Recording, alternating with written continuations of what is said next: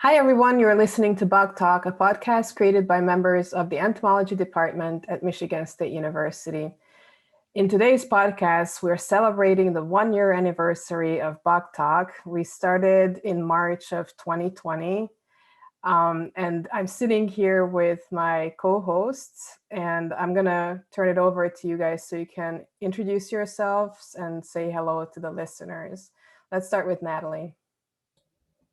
Hi, everybody. It's Natalie. Happy to be back today. Kaylee? Hi, this is Kaylee. Excited to be chatting with you all. Jen? Hey, everyone. It's Jen. Allie? Hi, everybody. This is Allie. It's good to be talking with you today. Olivia? Hey, this is Olivia. And Ariana, last but not least. Hi, this is Ariana. Woo, 1 year. And my name is Sophia. So welcome, everybody. In today's podcast, we're going to do something special to celebrate this anniversary. So Ariana, who is our Instagram host, posted questions to our listeners to see what they wanted us to talk about in this episode. And so we're going to go through those questions and we're going to chat a little bit about a variety of topics. So the first one is about work-life balance in graduate school that we received. And we wanted to chat a little bit about this topic. So I'm going to turn it over to the graduate students. Natalie, would you be able to talk about how you balance your work and your life? Let's talk about hours first. So on average, how many hours would you say do you spend working in a day or in a week? And how do you decide when you stop working? I would say on an average week, I probably spend like 20 to 30 hours working. This is something that Sophie and I kind of talked about when I first came and I started being a graduate student.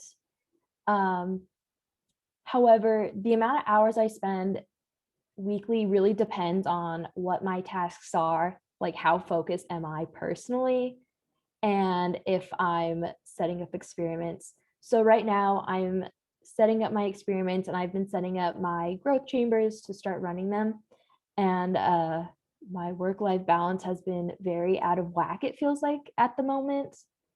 So for the last couple of weeks, I've spent a lot of time in lab, a lot of time doing prep work, and a lot of time just doing setup and trying to make sure everything's ready to go. So like for yesterday, I had classes and I worked, and I really didn't even stop working till probably like 10 o'clock last night, it's hard, but I think in grad school, at least for me, the work-life balance has tend to kind of like ebb and flow. Sometimes it feels like it's good, and sometimes it's a little bit overwhelming, for sure. Yeah, I can definitely relate to that. I know one thing my advisor said to me in the beginning was that sometimes you are going to have to really grind things out and it's going to be a lot, but it shouldn't be like that all the time. And if it is, then we need to have a chat and reconsider the things I'm supposed to be doing, because there should be weeks where it's normal and then there's going to be weeks where we're putting a lot in. So definitely. And then maybe Allie, you can talk about how you how you decide how to structure your week or how to structure even your year, because a lot of us have field work and during the summer there are no classes. So there's this seasonality also to a lot of what we're doing. So maybe you can talk about that. Yeah, so I feel like one of the big challenges in my graduate career personally has really been trying to find that right balance as to what's a good way to structure my weeks, and even kind of more broadly planning along in the future. With my work, I work primarily with soil microarthropods, so my field work tends to be a little bit more variable. Actually, the peak summer when it's hottest is you tend to see kind of a dip in how active and abundant my study organisms are. So my field seasons can be a little less intense when it comes to the summer, but I feel like what's helped me the most is just trying to keep track of kind of what are my high priority tasks. So what is like have a deadline coming up, or kind of what are the things that are most pressing, and really trying to make sure that those tasks that are going to be most important and taking a lot of time are being done during my most productive hours. So I am definitely have my peak productivity and concentration earlier in the day. So I've been really trying to manage my time in a way so that I'm leaving mornings available for kind of those big tasks, and then kind of the other maybe less high priority tasks I'll try to fill in later throughout the day. But I tend to be, at least compared to other people in like my lab, pretty flexible with my schedule. I've tried blocking out hours when I do certain things. That's never really worked well for me. So I feel like as long as I'm keeping my schedule kind of managed around or focused around those big tasks that need to be done, and just make sure I'm continuously getting progress made on those big item things, then that's worked pretty well for me. I would also add that on top of like knowing when your big like work projects start, at least like for me trying to balance work and classes, knowing when I have big assignments due has been really helpful. And just kind of going through my syllabus at like the start of the semester, writing down like, okay, for this class, I have a presentation or I have a paper due, and being able to kind of plan my days or at least like my weeks around knowing when those are coming up has made a big difference. Can you guys talk about some of the tools that you use for time management? Is it just a piece of paper or electronic? And what are the things that you use for that?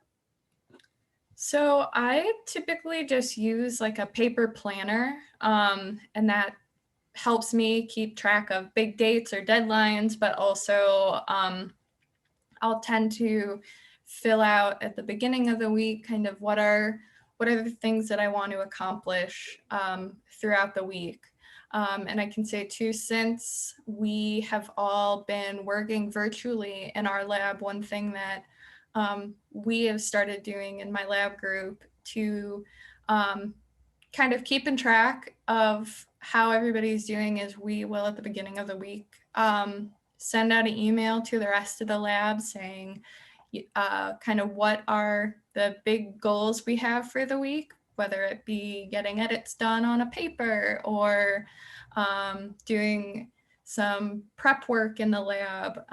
And so a mix of kind of sending out emails about what my weekly goals are to the lab group that helps keep me kind of more accountable too, because I have other people too who know what I'm up to and want to know that if I've gotten things done or not, but also having a planner where I can kind of see longer term what's coming up, like you were talking about, Natalie, kind of keeping track of when those big dates and busy periods are, and then also being able to kind of keep track of what my day-to-day goals are and kind of manage my blocks of time throughout the day that way. Yeah, I use a lot of I have like a whiteboard calendar for the month, and then I also have a planner that, like Natalie says, when the syllabus comes out, I fill out my entire planner for the semester and I use that to update my whiteboard. And then I have like a weekly to-do thing that I follow. So I need a checklist to keep me on track, and then I get the little satisfaction of checking things off. And I'm wondering how often do you guys check these things? Is it like before you stop working, at the end of the day, you go to your to-do list and you look at what's ahead of you, or like what triggers that thought that, okay, I need to go and check my planner or calendar? So for me, I like to check my planner or calendar like Friday afternoon right before I get off work, so I know what's coming up the next week. And then based off of like what I look at on the Friday afternoon, whatever's coming up for the following week, I kind of like write that down as like what I plan to work on like each day of the next week a little bit. Um, but for me, really doing it on Friday afternoon makes me feel like I can enjoy the weekend because I'm prepared for Monday. I can just kind of hop right in. um I know that like my time is already like set up. Like I feel like when I do it on Fridays, I like set myself up to be successful for the week.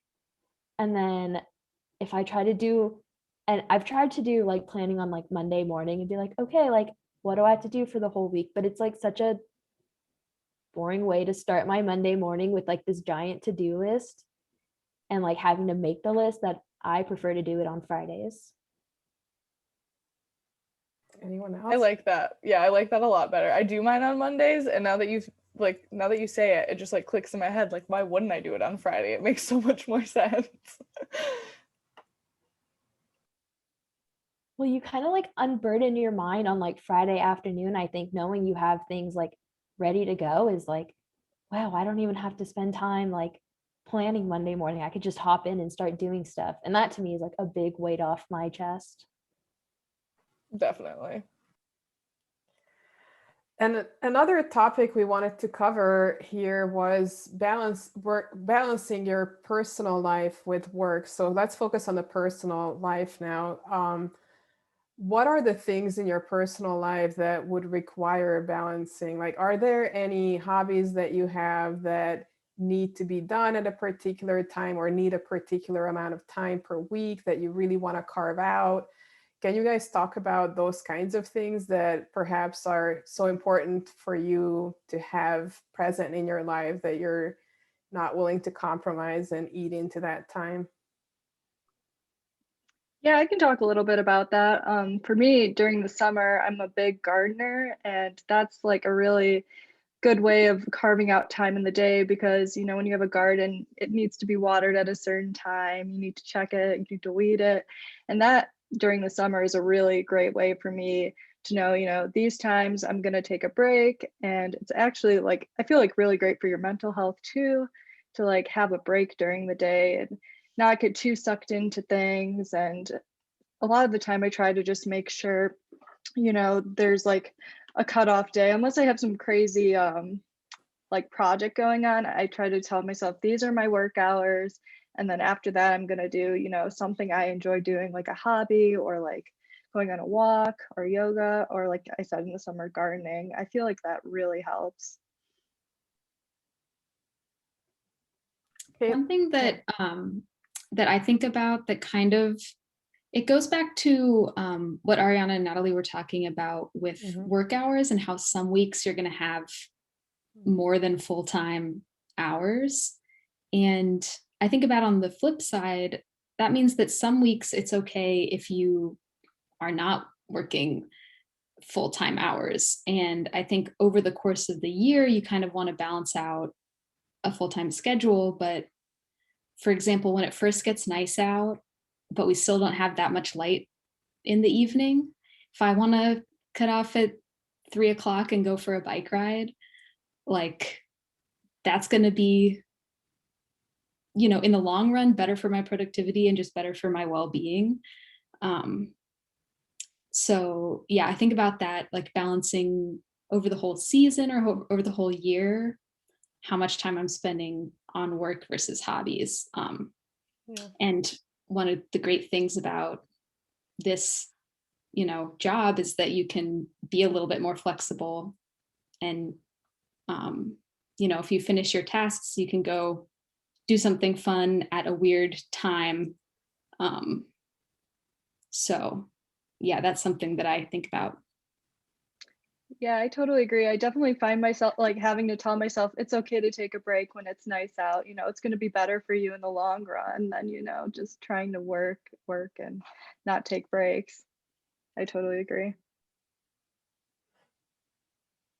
Ellie, were you going to say something? I was just going to say too that I think that's such an important thing to pick up on in like graduate school or really just at any stage in academia, that not only is it okay to, you know, take advantage of some of the extra flexibility in our schedules that's afforded to us, that it can be really helpful in the long run. Like I know for the longest time it would be really hard for me, especially, you know, like you said, when the days start getting nicer, like I'd feel really guilty wanting to go and take a walk during the day because, oh, it's between 9 and 5, I should be working. But I've learned that if I, you know, give myself the time to take a break and go on a walk, and that then when I come back to work, I'm so much more productive, I'm more motivated. Sometimes while I'm just out walking, I'll just kind of get an idea that maybe I wouldn't have come up upon if I was just trying to really struggle and grind through like working. So I think that's so important to kind of be able to let yourself know that it's okay to unwind, and you don't have to be like watching the clock super closely and carefully when it comes to work hours. Yeah, I want to second what you just said, Allie. And I think that it's so important to do it just for your own personal pleasure. But I also feel like I have my best ideas when I'm walking. And I think sometimes you just need to let your mind wander and not be thinking so hard about it. And you're kind of working on it in the background. And that will let you, I think, kind of come to a better, things need time to settle and you need time to like chew over things. And so I have had the exact same experience, and I definitely think it's important to have that balance of like focusing really hard and then also not really focusing very much at all and just letting things kind of float to the surface if they're good ideas. I know one thing too with me is that I feel like, especially when I'm taking the breaks to go out in nature, it really kind of helps keep me motivated, but also remember why I'm here. Like the reason I wanted to become an entomologist is because I love insects, I love being outside, I love nature. So it's like finding the time to, you know, go out and just enjoy it. It really helps me kind of keep feeling like, you know, it can be really hard to be a grad student and things can get really stressful and busy sometimes, but you know, I'm doing this because I love it, and it really kind of helps keep that focused. Yeah, and maybe just to wrap up this topic, because it sounded like this was from a person that was considering going to graduate school, I would say from a supervisor's perspective that it's important to have those kinds of discussions when you enter graduate school with your supervisors, so there's no tension about what the expectations are, what your needs are. And I would say that being somewhat articulate about your needs is going to be necessary, because the other person can't read your mind, and they don't know what to anticipate in terms of what you would like to do. So for example, for myself, I'm usually faced with this question when a new graduate student comes on, like, what are the hours? And so I try to tell them that we don't really have hours, but at the same time, there is some expectation of being present. And it's very hard for me to define that or give, precise boundaries around that. It's something that needs to evolve over time. And so I feel like that there may be multiple discussions that you need to have as your relationship with a supervisor evolves, and you find that comfort zone that allows you to, explore yourself as a person and be productive at work and all that. So I would just encourage to, put it on your list of things to talk about at a meeting with your supervisor, especially if you feel like that you're not in a happy place and that you need to adjust things. It's very important to bring that up and talk about it and air it out before it becomes more of an issue, I think. All right, you guys, any other thoughts before we move on to our next topic? we're all I would good? just add to that really quick that I think it's definitely okay to, when you're still in the process of trying to figure out where you want to go to grad school, to talk to like a potential advisor, but also talk to current students if it's a lab that already has current grad students, to get a feel for what that kind of work culture is in the particular lab, and to kind of get an idea of what different PIs' expectations are. Like, are people okay to be, working some hours in the lab every week, or working sometimes from home or from coffee shops? Is that okay? I feel like the more information you have about kind of, I guess, the lab culture before going into grad school is super helpful. And I know when I was first looking into grad school, those were the types of questions that really weren't on my mind as much as some of the other kind of more obvious kind of what type of funding options are kind of questions. So I think that's really important too when looking for grad school, to have an idea of what's going to be a good kind of lab fit for you personally. Yeah, thanks for adding that, Allie. All right, so question 2 was about our research experiences navigating our life balance in COVID times, or work-life balance during COVID times. So it's somewhat related, but now it's more specifically about how we currently in this situation deal with it. So one of the things that we thought we could talk about is, since your work and your life happens in the same space for most of us, how do you determine when you start working, and how do you finish working at the end of the day? Like, what are the mechanisms that you have put in place to put boundaries around, or maybe even space, not just time, but the space that you guys are using for these things? So I don't know, who wants to start? I can start because I've kind of had two different experiences during COVID. So in the beginning, spring 2020, I was still in grad school and I was living in basically a studio apartment in Madison, Wisconsin. And I wasn't really one to work from home, so I didn't even have a desk. I had no kind of separate space set up for work. And it was a really hard transition because I was, working and eating and relaxing all in the same space. So one thing that I actually thought about when I moved here was needing an apartment with, some location separate from the dining table, separate from the couch, that I can work in. And that's what I have now. I have my little desk here, and it's been so much easier. And I know obviously it's not an option for everybody to get a new apartment with more space. But just having a separate place where, by 9 o'clock, I'm sitting down in this chair here, and then I go somewhere else to eat lunch in the next room. And then I come back here.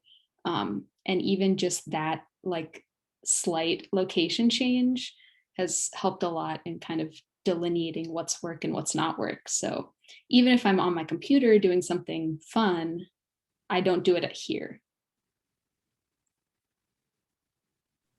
Yeah, I didn't have a desk either. When we first went virtual, I didn't even have Wi-Fi at my apartment because I did, like, if I had something to do, I knew I could do it while I was on campus. And when I came home, I'm fortunate enough to have like unlimited data. So I would just like throw my hotspot on if I wanted to watch like Netflix or something. So that was a thing where I was like, oh, well, I guess I have to get Wi-Fi because Zoom eats through hotspots. You can go on 2 Zooms and then your hotspot's done. So, but I can relate to having a desk and having your own space is definitely really important for that. Gosh, I didn't know that about the hotspot being done on what? I don't even understand how that works. Isn't your data unlimited? Yeah, so you get like 15 gigs of like 5G, the fastest, and then it drops. And it's like the slowest speeds possible. So you have unlimited data, but once you eat through your 5 gig or your 15 gigs of the fast internet, Zoom does not work after that with this what's the leftover. Oh, when we don't read the fine print. Yeah. Well, sorry, that was sort of a sidebar. So back to Me too. how how you have set up space and time at home. Maybe Natalie, you want to talk about it? Yeah, so I think I've like had a hard time kind of separating like my life from my work. Um some of the things like I'm doing, so I'm raising my onion thrips colony at my house. I was raising stink bugs at my house for class. I was raising parasitoids at my house for class. And then I was also raising a fungal colony at my house for work. So for quite a while, it felt like my science was like all over my entire house. And that was kind of hard for me just because I felt like I'd be like, all right, like I've checked the colony for the day. They're all doing fine. Like now I'm done. Like I need to go do something else. And then it'd be like 9 o'clock at night and I'd be like shutting off the lights and I'd be like, oh, do I need to check the colony one more time? Like, are they okay? Like, are they gonna make it through the night? Like, are they gonna be too cold? And what I ended up doing that was really helpful. And it does, like, I am lucky because we have extra space in our apartment, is I completely cleaned out our like guest closet, which it's big. It's like a walk-in closet. It's like for storage. And I threw all the colonies in one closet and shut the door on them. And then I only look at them once a day. So it was really hard at first to say like, okay, like I need to just like put these kind of like out of my mind. Like I really can't check on them 8 times a day. And that's like what I was doing, was like almost like obsessively like, are they okay? What's going on? Are they eating? And you can't even like see them eating. Like and what was I gonna do if they weren't? Like spoon feed them? Like I can't do anything about it. Um, but it was kind of hard to be like, okay, I need to give up like this personal closet space and make it like workspace. But for me, it was worth it for sure. Another thing I do to like signify the end of the day, I have a Mac, so you have to have all the adapters to like plug in everything. I unplug all of my adapters, and like it's just a little thing, but it's like, okay, you're done. Like you don't get to use your second monitor, you're not doing work, everything's unplugged, you only get your laptop now. And that's a good, if I leave everything plugged in, I'm more tempted to be like, oh, just come back, do some stuff. So I don't know why that helps me, but it does.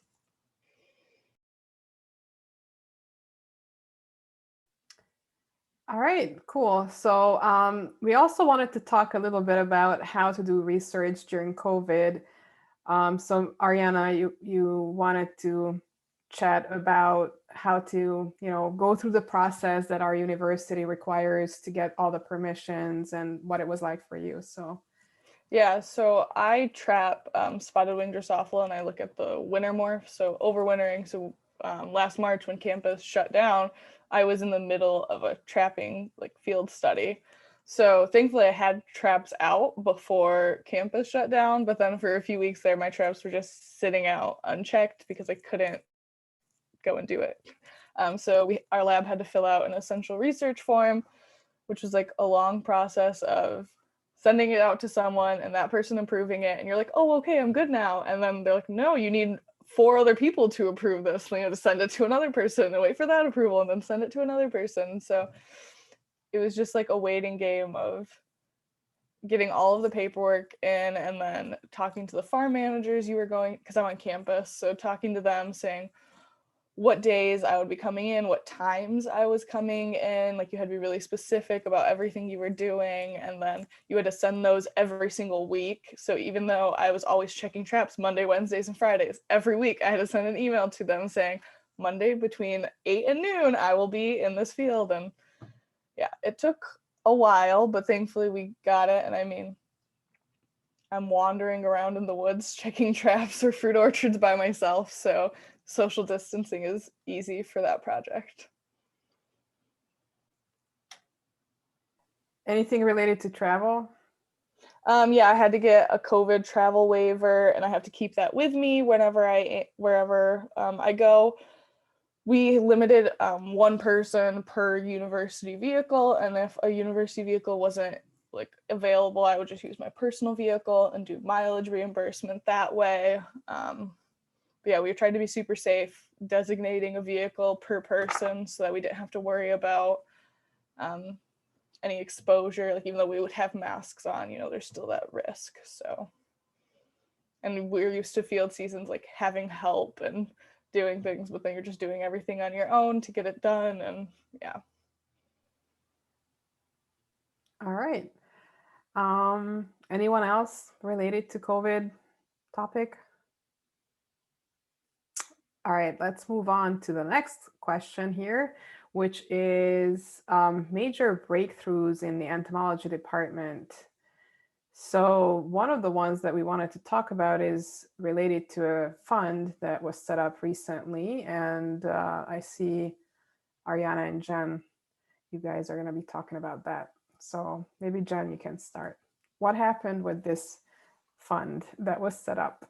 Sure, yeah. So last year, a group of graduate students, actually from GUESS, our society for graduate students and undergraduate students in our department, we all kind of had concerns due to a lot of unrest last year in the summer, due to a lot of injustices going on in the country, and a big movement with the Black Lives Matter. And we really wanted to make, do something, kind of create an effort in our department to include more people from different backgrounds and different communities who don't normally have a lot of opportunities to have research opportunities in general or build these skills. So we all decided to start a fellowship, which is called EROF.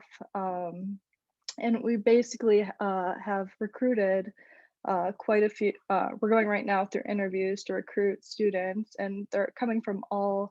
Right now, we're trying to keep it in Michigan and local, but we're hoping to expand a little bit. But right now, we're going through the interview process, and we're really excited. This year will be our first cohort of students, and they'll all be working in labs. And we've interviewed some great mentors to have as their mentors for these mentees. Do you want to add anything, Ariana? Yeah, I would. So a while back, the podcast interviewed Insects for Inclusion, and they actually inspired us to start this fund. Like, we were in communication with them, giving pointers and tips. So we really appreciated their help, and then their insight that they started this in the first place. And hopefully it is like a little light bulb for other departments to continue doing this work that's super important to give people the opportunities that they don't have, that they totally deserve. So. And EROF is the Entomology Research and Outreach Fellowship. You can follow us on social media at Instagram and Twitter is at EROF_MSU. Yeah, maybe just to add to that, and briefly Jen mentioned it, but this is an opportunity for undergraduates from community colleges around the state to participate in research in our department. And it's a paid position, so they get a stipend during the summer, and they also are more formally mentored than just a regular undergraduate researcher that would join the labs. So there's a little bit of extra that comes with this. And of course, the prestige, I guess, to put this on somebody's CV is also going to be a bonus. Yeah, we really wanted this to be something that would propel these fellows in any career that they move on to, regardless of whether or not it's an entomology based. Just as long as you're interested in like science and nature, we'd be more than happy to have you here.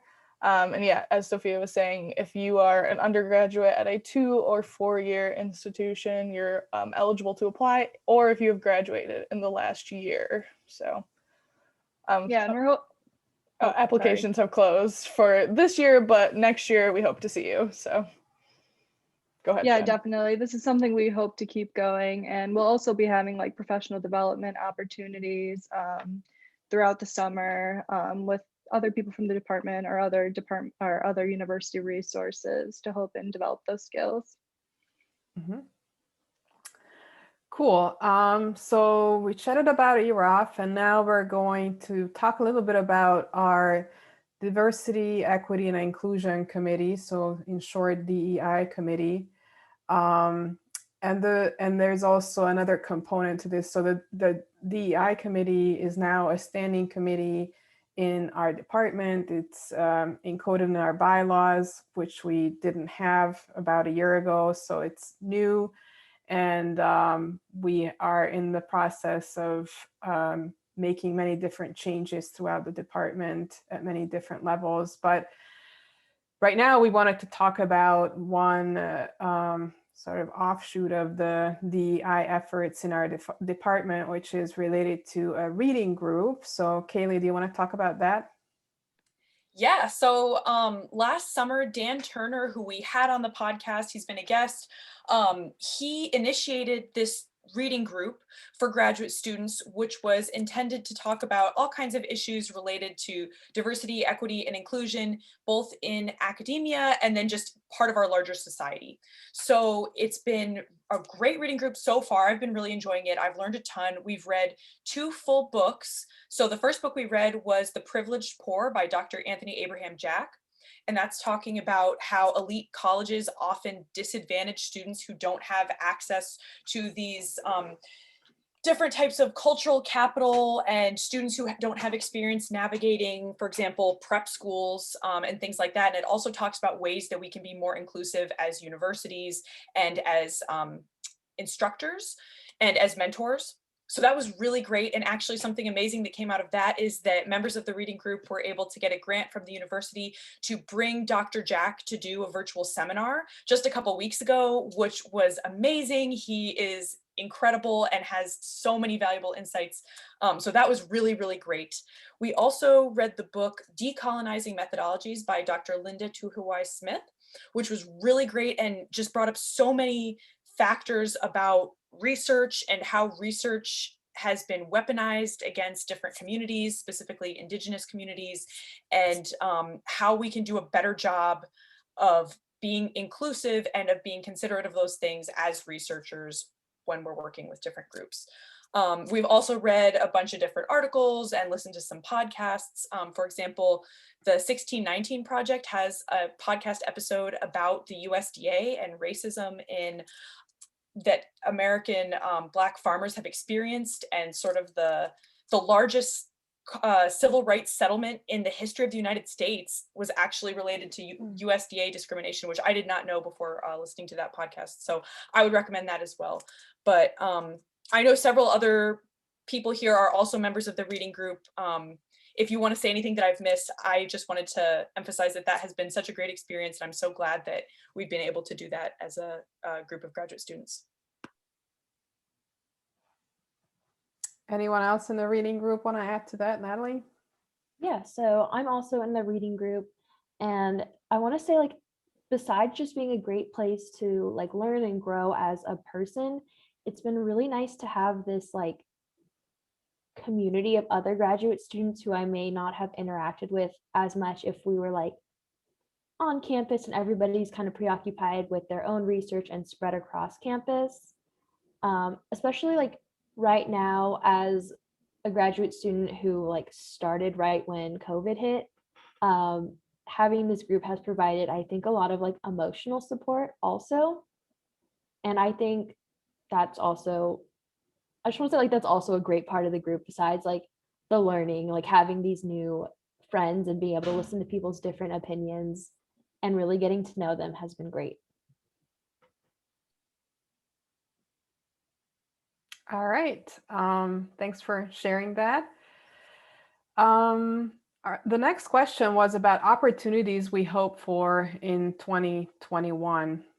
Allie, do you want to talk about what your hopes are for 2021?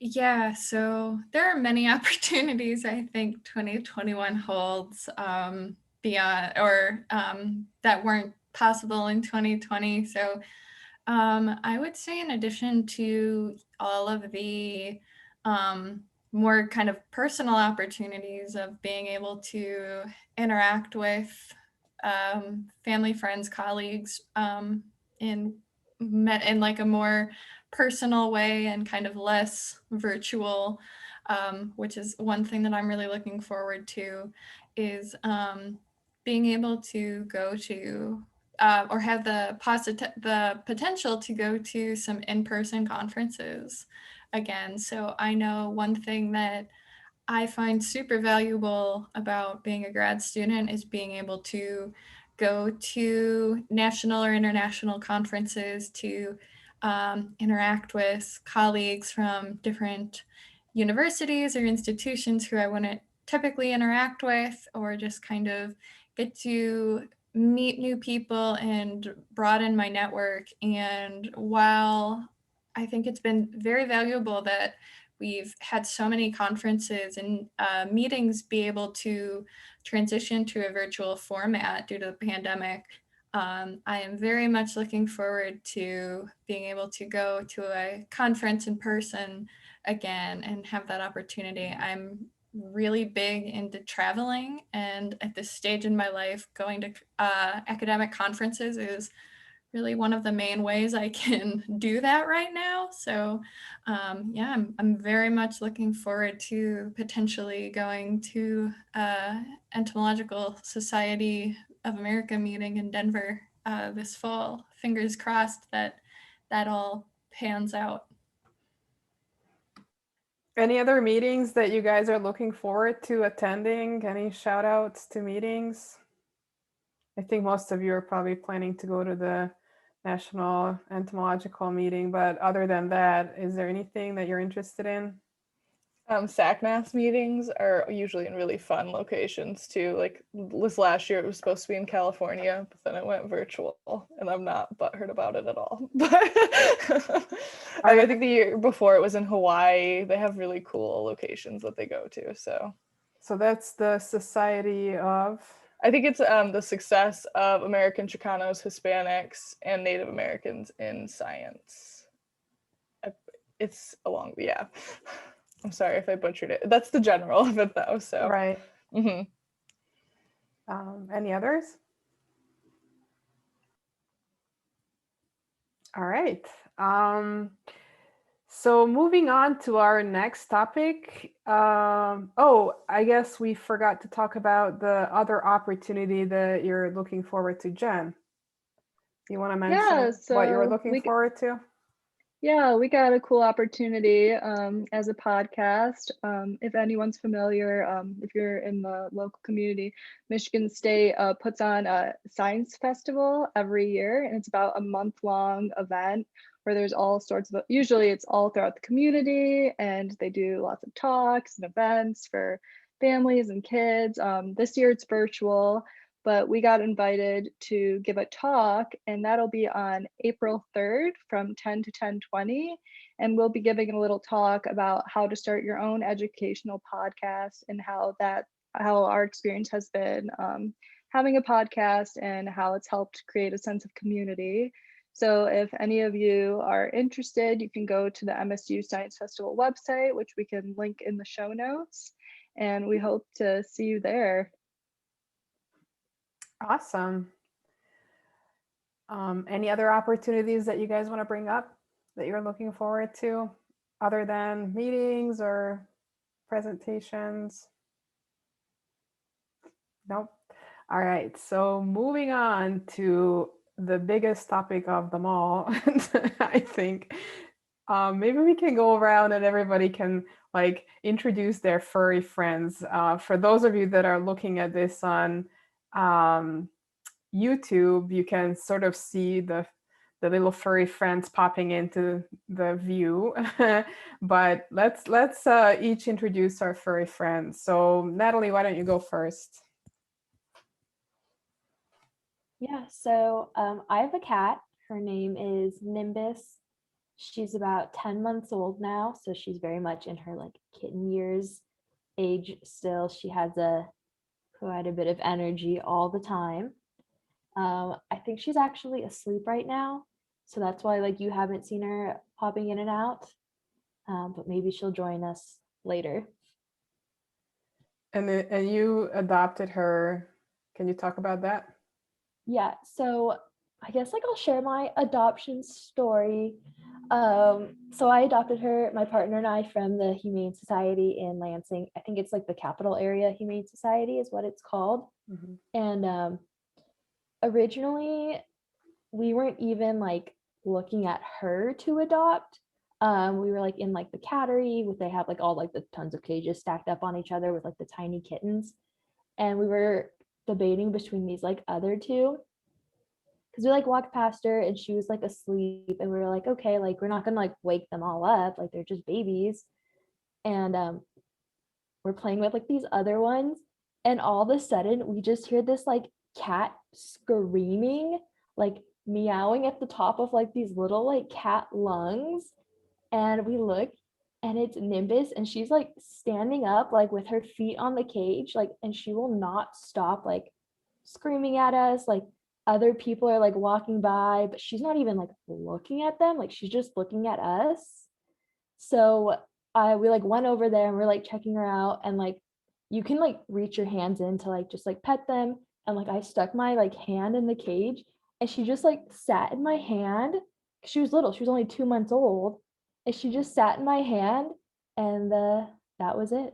That was it for us. We're like, all right, like we don't even need to meet her. Like as soon as my hand was in there, she like sat, she laid down, she stopped crying, she was just purring, and I was like, oh well, this is it. Sorry, every other cat here.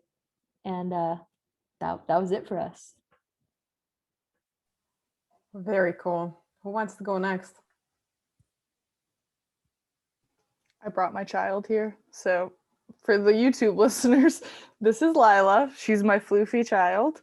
I adopted her from Ingham County Animal Shelter, and I went in planning to get a cat that had been there for a long time. Like that's what I wanted to do. And I remember the cat's name. His name was Orville, and he was a very temperamental, like he didn't want to be pet or anything. He just wanted to be by himself. And I was really contemplating getting him. And then she also screamed. Lila here is a very vocal cat, so I can relate to Natalie that she demands attention all the time. And then I took a volunteer, like took her out of her cage, and she was just like rolling around and being the sweetest little thing, flopping all over. And yes, she took my heart. So this is my child. Maybe one day I'll get a dog, but for now I have her. Very good. Who wants to go next? I can go. Yeah. So I've had my cat kind of peeking in and out of screen. She's off the desk now, but I have a cat named Stormy. We also adopted her, my partner and I, from the Ingham County Animal Shelter, and we've had her for going on 2 years now.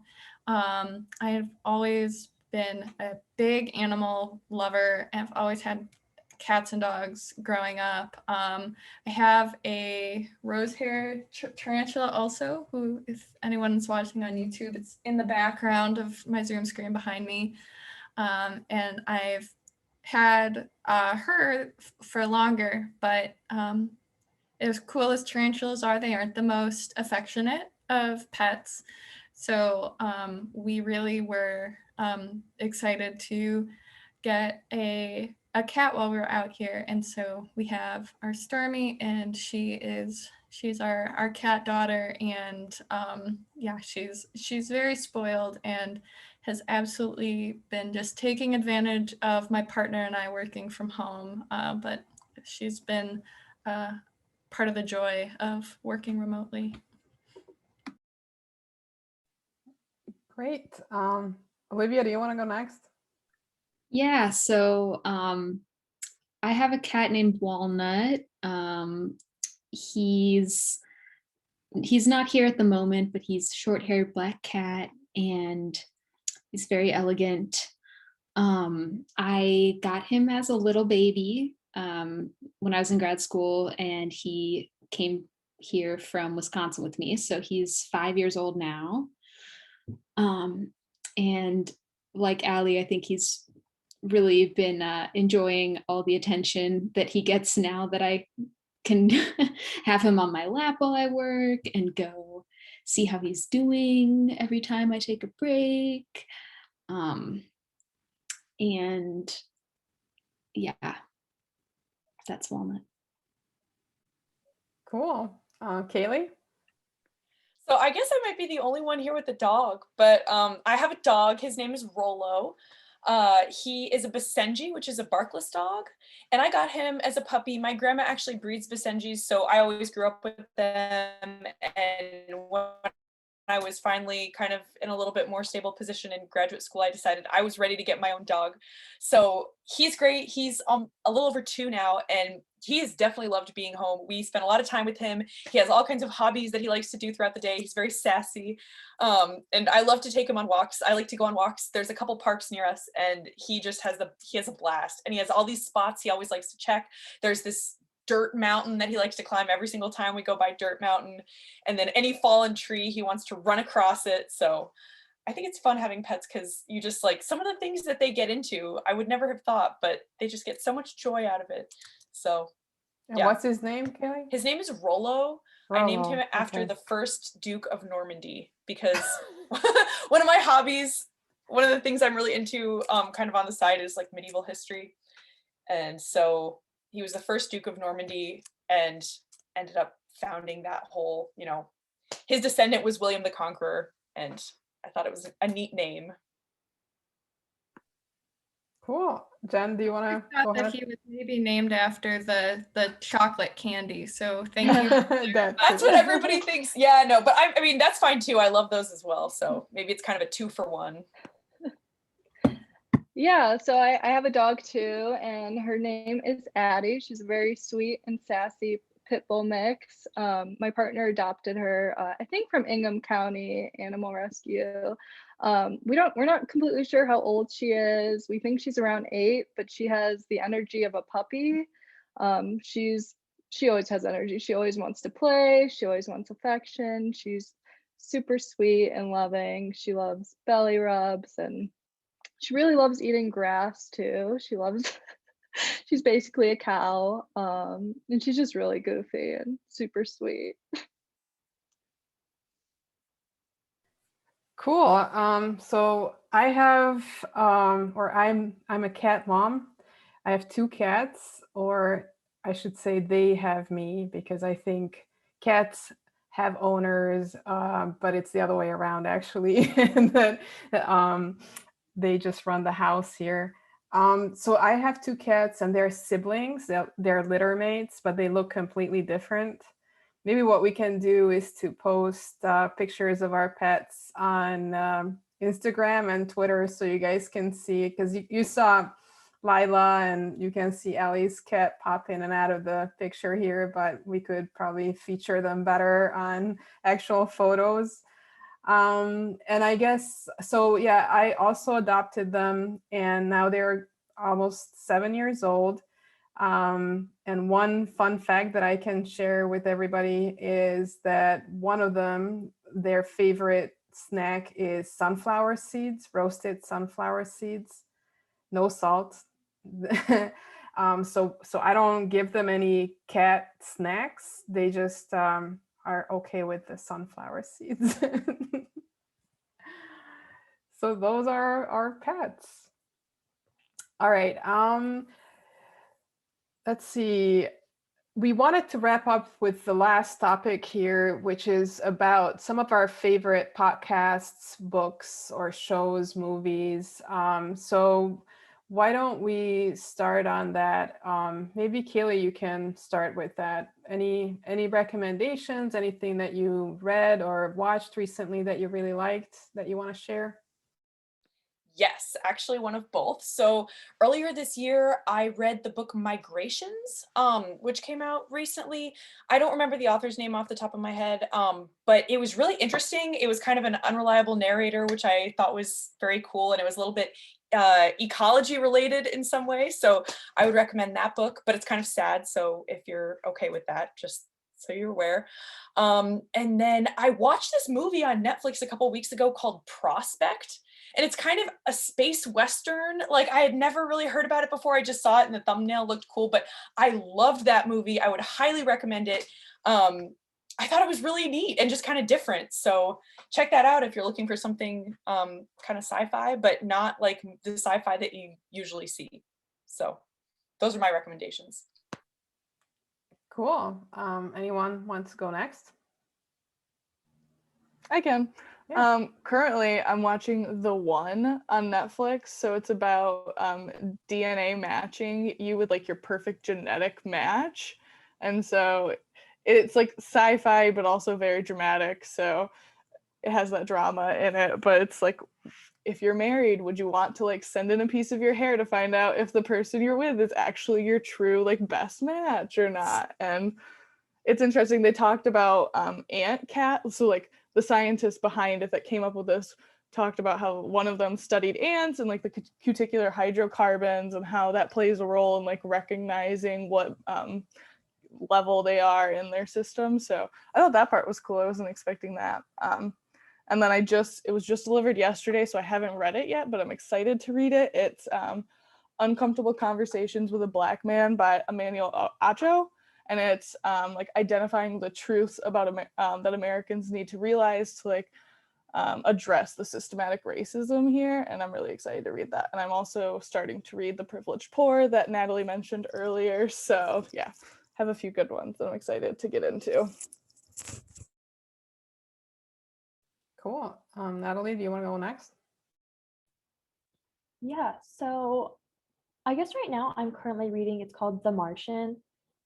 It's also been turned into a movie. It's about the guy that gets like stuck on Mars by himself. I recommend, I've seen the movie and I've read the book before, but I'm doing like a reread because I don't really like to read like science books like too much during like my free time. Like it's just too much on my brain.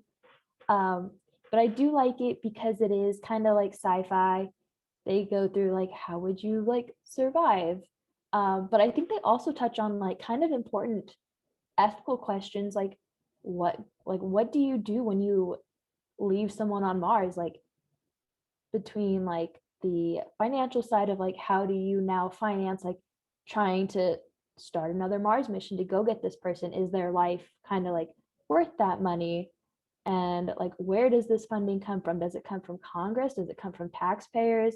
Can we kind of unite as like a world to save this person? And those are kind of things that I think are interesting to look at from a science fiction perspective, not like a real life, like this is what's happening and we need to make a choice. But I would highly recommend it. I think it's really interesting, and I think the ethics is what makes it really interesting to me. Yeah, I actually read that and I really enjoyed it as well. Olivia, do you want to go next? Yeah, kind of on the science fiction theme. I recently watched a documentary, which is on PBS, about like a biography of Ursula Le Guin, who's one of my favorite authors and sci-fi authors. And yeah, it's just a really interesting look at kind of her life and being one of the first women science fiction writers who, you know, didn't write under a pen name. So yeah, that's a really good documentary. And just to plug, if you're a public library member, there's a streaming service that you get with your library card, so it's free. And that's where this documentary was streaming. So yeah, use your library. Yes, I always say that as well. Ellie? Yeah, so I'm kind of in between books right now because I've just been finishing up my graduate comprehensive exams. So I've had a lot of reading recently, but none of it for fun. But what I have been doing to kind of take a mental break from studying for that and other things is I've been playing a lot of Legend of Zelda Breath of the Wild on the Nintendo Switch. It's been out for several years now, but it's just been such like a break from me. Like I've gotten so immersed in it, and I think especially playing it over the winter when it's been really dreary and kind of cold and gross outside and I can't go out and experience like nature the way I want to, being able to explore this huge map where there's like different habitat types and different trees and animals in different regions of the map. It's just been so much fun for me. So I've really been enjoying that. So that's been one of my favorite things recently. Cool. Jen? Yeah, so I've been reading, it's a book by comedian Tiffany Haddish. It's called The Last Black Unicorn, and it's really funny. She's had a really interesting life. I feel like a lot of comedians do. So if you're a fan of her, I would definitely recommend it. It's been a fun read, a really easygoing read. And then a show that we've been watching is Amend, and it's on Netflix, and it's narrated by Will Smith, and it's about the 14th Amendment, and that's been really good. It talks a lot about like historically how the 14th Amendment got established and how important it is to us, although we don't really know, we don't really focus a lot of our freedom on the 14th Amendment. So that's been really interesting, and I recommend that as well. And it has a bunch of a lot of different like celebrities in it, kind of narrating different roles like Abraham Lincoln and all these different roles, and it goes all the way to the present. So that's been really good too. Cool. And I'm currently reading a book called A World Without Email by Cal Newport. And as the title says, it's about how to live so that email is not running your life. I think I have a lot to learn on that front, so I'm trying to make some improvements. And then for podcasts, I am an avid podcast listener, so there's a ton of them that I listen to. I'm also a runner, so I listen to a lot of running podcasts, and one of them is called Allie on the Run Show, which discusses other things than running as well. So it has like an on-the-job series that introduces different people in different careers that you wouldn't really meet normally, like people that are running Mars rovers and things like that. So it's really fun to listen to that when I'm out and about. All right, you guys, I think we got through the list that we had, which is amazing. I know this is kind of a longer podcast than we're used to making, but we have a lot of people here, so maybe it's okay for this one time. And happy 1-year anniversary again. Thanks for following us. And we hope you enjoyed this format, unusual for us. But yeah, we're looking forward to continuing, and hopefully we'll see you back here for our 2-year anniversary pretty soon and continue to listen to Bug Talk. So thanks everyone for joining and listening to us, and we'll see you next time.